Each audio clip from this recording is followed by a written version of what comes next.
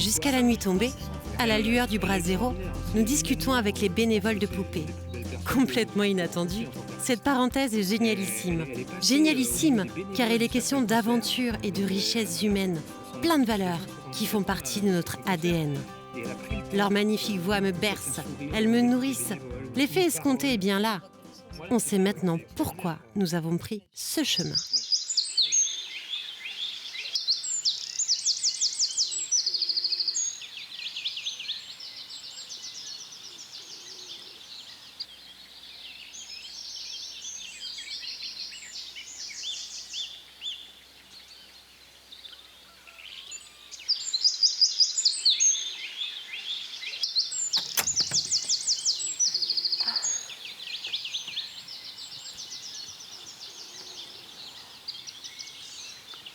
Je crois que c'est une belle journée qui s'annonce.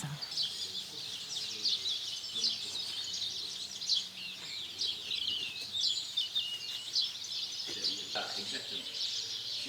Dans la conférence que cette conférence organise sur la fonction.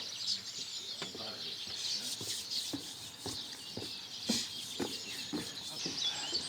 Bonjour. Bonjour. Bonjour, Marion. Laurent peut-être? Oui, c'est moi. Enchanté. On se tutoie? Oui, on peut. C'est toi qui m'amène découvrir la vallée de Poupée? Faire un petit tour sur la vallée de la Sèvre. Eh bien, on est parti alors. Ok. Je te suis. La vallée secrète. Hop. On est accueillis ce matin par la huppe faciée, le coucou, les pigeons. Mais c'est un endroit qui est Tout le monde. incroyable. Toi, Laurent, ton métier, c'est quoi? Ah, mon métier, c'est pas un métier, c'est un art de vivre, une passion dans laquelle je lis la photo, la vidéo, les balades comptées, les soirées contes, les sorties nature, enfin, notre patrimoine, quoi. Comment on peut l'appréhender sous toutes ses formes? Et mon truc, c'est le restituer à travers le beau, le merveilleux. Et Laurent le passionné, l'amoureux de la Sèvre, Laurent le magnifique, nous conduit au cœur de la vallée secrète. Un paysage sauvage, un cadre bucolique propice à la contemplation. En route, on nous conte une histoire, une vie et ses expériences. Ça y est, nous sommes conquis. En quelques secondes, avec peu de mots, Laurent a réussi à nous séduire. Laurent, dis-moi tout, comment tu as découvert cet endroit? Je l'ai découvert il y a très longtemps parmi mes errances, mes vagabondages. Et puis, il y avait Madame Robin qui tenait cette auberge, qui était vraiment une passionnée de la Sèvre, une amoureuse de la Sèvre. On discutait nature, environnement, on philosophait pas mal de temps en temps avec elle. Je me souviens d'une anecdote, un jour, elle était partie à Nantes en disant « Bon, il faut que j'aille voir la ville, il faut que je bouge un peu, que je sorte ». Et ben, elle a tenu la matinée, l'après-midi, elle a dit mais non, j'ai rien à faire là, je rentre chez moi. Donc ça te donne une idée du personnage, comment il était ancré dans ce lieu. Mais pour toi, ça a été la rencontre qui a été décisive un petit peu peut-être pour... Tout n'est que rencontre, qu'elle soit humaine, faunistique. En fait, c'est... Et puis j'aime les rivières, je m'appelle Laurent. Hein. Oui. Donc l'eau, et c'est l'anagramme parfait de naturel, Laurent. Donc il y a des choses, voilà, qui te... Ce serait écrit alors? Allez savoir. Allez savoir. Laurent, on va continuer à avancer et j'aimerais bien que tu me montres comment tu abordes justement la nature. Donc tu as amené ton appareil photo. Voilà, comment se passe son quotidien de photographe, cinéaste, animalier? Je t'interromps parce que là, on va franchir la porte. Là, il y a une porte. Et de l'autre côté, c'est pas tout à fait pareil. C'est-à-dire? Là, nous rentrons. Et donc, il faut avoir cette conscience qu'à partir de ce moment-là, ils sont là, hein, en train de nous accueillir. C'est clairement une porte. À partir de ce moment-là, tu rentres. Il faut avoir conscience qu'on rentre là, dans un petit cadre naturel, dans un coteau. Et qu'on est... on n'est plus tout à fait chez nous. On est accueillis. On est des visiteurs accueillis.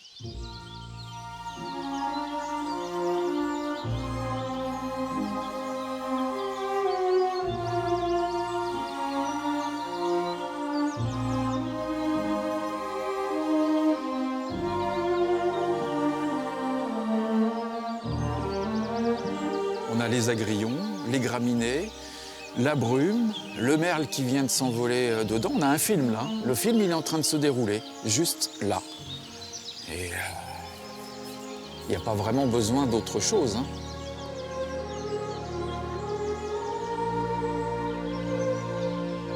Quand tu parles de film, Laurent, est-ce que tu peux estimer le nombre d'années où justement tu gravites autour de cette vallée de poupées et que tu travailles sur cette Sèvre? Combien d'années? Une vingtaine, ça c'est sûr. Parce que c'est pour pas dire 25, mais, mais oui, ça se compte. Bah oui, parce que Poupée, comme je te disais, j'y travaille l'été en tant qu'animateur nature.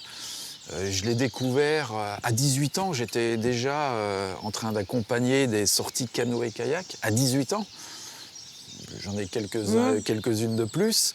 Je faisais mes premières photos noir et blanc ici. J'ai appris la mort de Coluche, là, au pied de la cabane. C'est un moment qui est gravé. Je sais où j'ai appris la mort de Coluche. C'était à Poupée, sur ce rocher. Est-ce que tu peux me dire, Laurent, pourquoi la Sèvre? Pourquoi pas la Vendée? Le lait? Pourquoi la Sèvre? Ah oui, ça c'est... Bah, une fois de plus, je ne saurais pas dire. Je suis en train effectivement de découvrir les autres petites rivières. Elles n'ont pas le caractère de la Sèvre qui a quelque chose de mystérieux. Elle est... Enfin, quand tu es sur les bords de Sèvre, à Malièvre, à Mortagne, à Saint-Laurent, à Tiffauges, enfin... tu vois, le Corse qui sommeille en moi pourrait s'y retrouver par rapport aux coteaux granitiques. Oui, bien sûr. Et quelquefois, j'ai vraiment eu le sentiment de me retrouver en Corse à travers le visuel et les odeurs. Et je me disais, ouais, bon, ok, la Corse doit vraiment terriblement me manquer pour que j'en arrive là. Eh bien non. Ardouin du Mazet, fin du 19e. C'est l'inventeur du guide Michelin. Ouais. Il parcourt toute la France et à chaque fois, il fait un petit guide. Et quand il arrive à Mortagne, il descend dans la vallée, dans la riante vallée de la Sèvre, et il se retrouve dans les coteaux. Et il a cette phrase incroyable, il dit « Ça n'est pas sans me rappeler la Corse ». Et là, je me dis, mais c'est dingue. 2 siècles, 1 siècle et demi avant moi, quelqu'un a fait cette même remarque. On est dans un décor qui peut être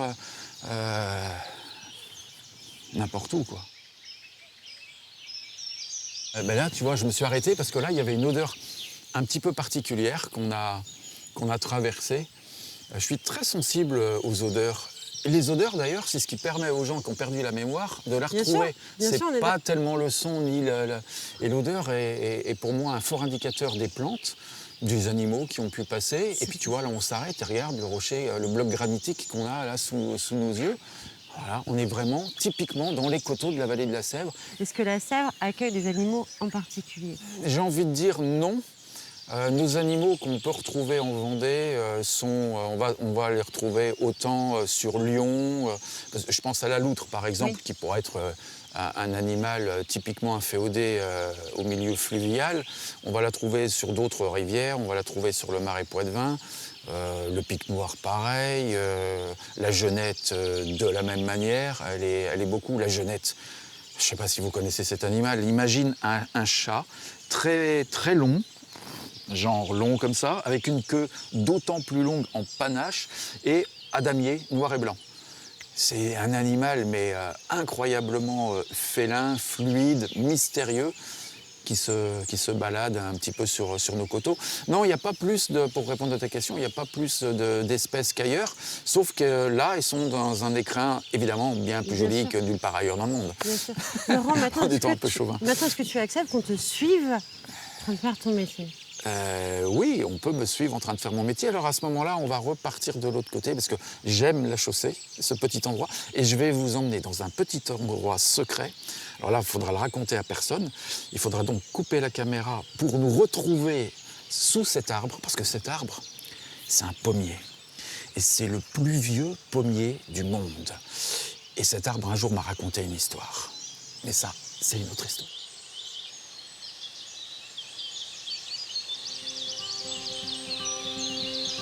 Et tranquillement, Laurent nous entraîne dans sa course folle. Nos pas dans les siens, nous sommes en confiance totale. Écoutez les oiseaux, pratiquer les gailles pour se rafraîchir, Laurent nous confie sa passion pour cette rivière. Fidèle et généreux, notre amoureux est intarissable, inépuisable lorsqu'il s'agit de sa belle. Une année, 4 saisons, des mois et des semaines, à chaque instant, Laurent l'écoute et la sublime par ses mots et ses gestes. Dis-moi, Laurent, où se situe ce fameux pommier? Tu sais, celui qui fait rêver. Donc c'est celui-ci? Et voilà, c'est Monsieur l'Arbre. Un grand monsieur qui est là depuis l'origine de la Terre. Il est impressionnant quand même. C'est le pommier d'Adam et Ève. Incroyable, hein? Est-ce que tu peux nous en dire davantage, Laurent? Parce que non, mais il est quand même curieux, cet arbre. Il est très curieux. C'est l'arbre au fait. C'est l'arbre à tout ce que tu peux imaginer. C'est un arbre qui propose de s'asseoir, de faire la sieste, de s'allonger dans un... Regarde ça, c'est dans un petit écrin de verdure, avec toujours tous ces chants d'oiseaux tout autour. Le bruit de l'eau aussi, qui est très important. Et le bruit de l'eau.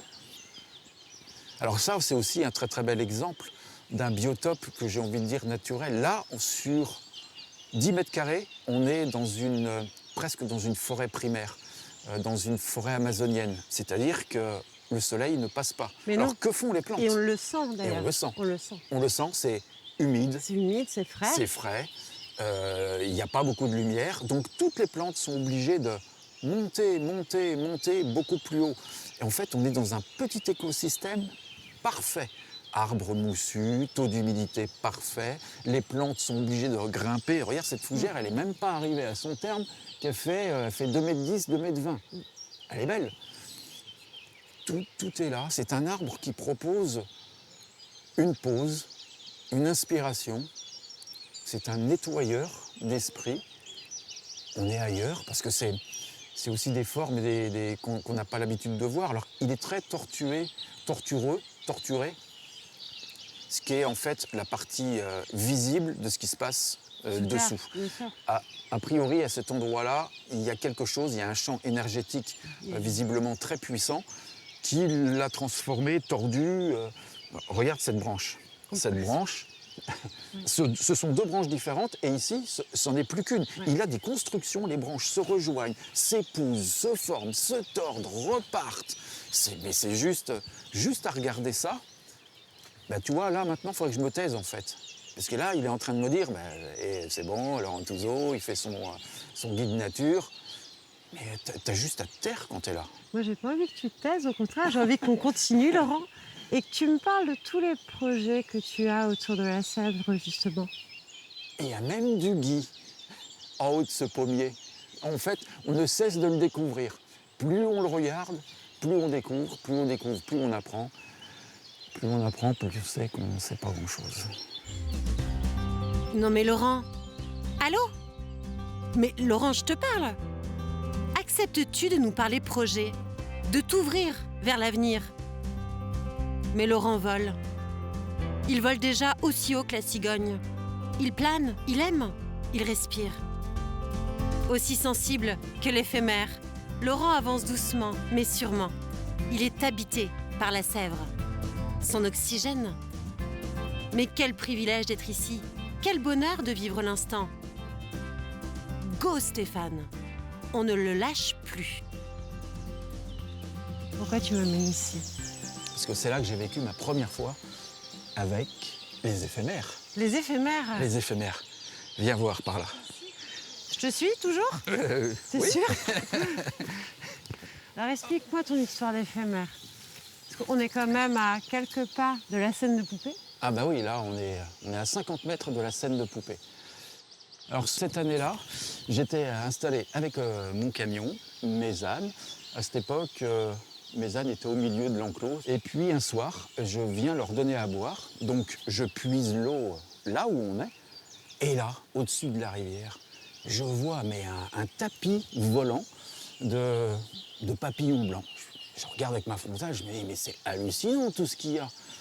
Je ramène mon camion, plein phare, et là, imagine tout ce que tu vois là, avec un tapis comme ça, d'éphémères. Et là, je découvre les éphémères pour la première fois. J'en avais entendu parler, mais ils se reproduisent une fois par an. C'est un moment très précis de l'année.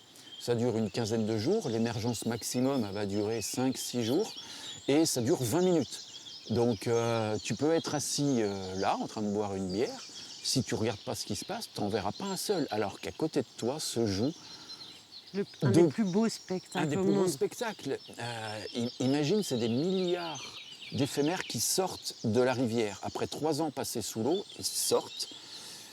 Ils se métamorphosent en l'espace de 2 secondes. Ils sortent de leur exuvie pour s'envoler, s'envoyer en l'air, au sens vraiment propre, se reproduire, tomber, pondre et mourir. Et une demi-heure, tu passes après, l'eau a tout nettoyé et il n'y a plus de traces. Il y a les Rita Mitsuko qui sont à fond, à 50 mètres. Là, moi, je suis tout seul avec ma frontale et là, je me dis, waouh! Et je ne les ai pas lâchés pendant 5 ans. L'année d'après, j'étais en canoë et au milieu de tout ça. Et pendant 5 années de suite, je les ai suivis.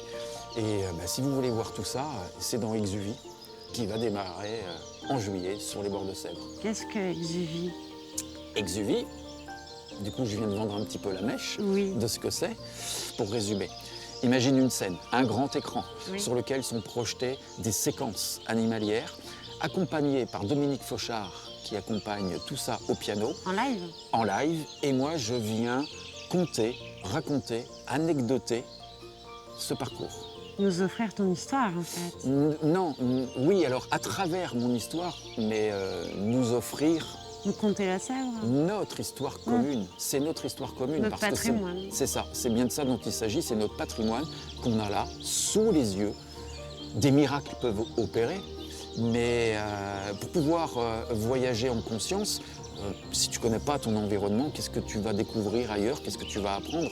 Tout commence à la porte de chez soi, je trouve. La Covid nous l'a ramené, nous l'a rappelé d'une manière extraordinaire. Et toutes ces maladies émergentes sont intrinsèquement liées à la perte de biodiversité. Et moi, je ne peux qu'à travers mon militantisme aborder ça que sous l'angle du merveilleux et du beau. Bien sûr. Voilà l'objet d'Exuvie. Laurent, un immense merci pour ce moment de partage, pour tous ces échanges. On essaiera avec Stéphane de venir voir Exuvie, venir vous rejoindre Avec grand plaisir. sur les bords de Sèvres. Eh oui. Pour, Oui, comme le disait Stéphane, qui est le cadreur, lui, il n'a qu'une envie là, c'est de poser sa caméra et de se poser sur ce lieu. Ça incite tout le monde à On va le encore le faire travailler un peu, parce que si tu acceptes, Laurent, on va lui confier l'appareil photo pour qu'il nous D'accord. fasse un portrait. Bon, Ça marche? c'est à lui qu'il faut dire ça. Oh. Vous venez d'entendre le pic noir. Le tut-tut-tut. Tip, tip, tip, tip, tip.